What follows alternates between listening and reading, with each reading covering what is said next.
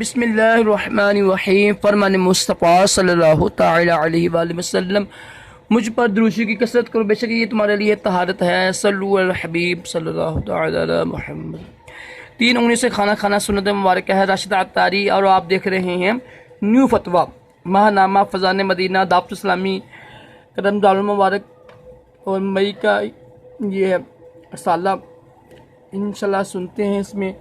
اس میں اب ہم سنتے ہیں ایک فتویٰ، وہ یہ ہے جی انشاءاللہ یہ مدنی مذاکرے کے سوالات ہیں، سجدے کے سوالات۔ یہ دیکھیں جی آج کا جو ہمارا فتویٰ ہے وہ بھی سنیں انشاءاللہ۔ سوال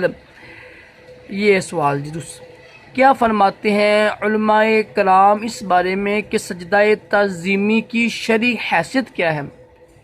شرعاً جائز ہے یا ناجائز ہے؟ قرآن و سنت کی روشنی میں بیان فرمائیے۔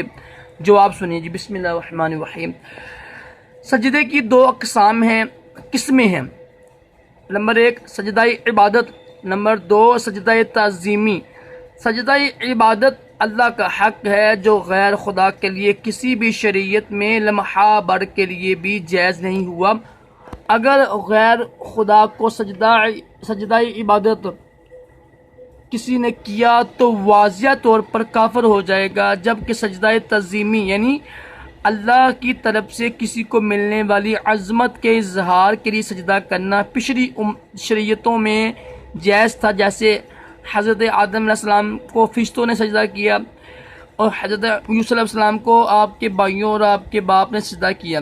لیکن ہماری شریعت میں یہ سجدہ تعظیمی منسوخ ہو چکا ہے، لہذا شریعت محمدیہ میں تا قیامت غیر خدا کے لیے سجدہ تعظیمی سخت ناجائز اور حرام ہے، اور تعظیماً سجدہ کرنے والا سخت گناہگار اور عذاب نار کا حقدار ہوگا۔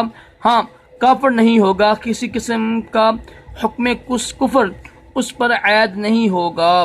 واللہ عالمہ عز وجل ورسولہ عالم۔ صلی اللہ تعالی علیہ وآلہ وسلم۔ صلو علی الحبیب صلی اللہ تعالی علی محمد۔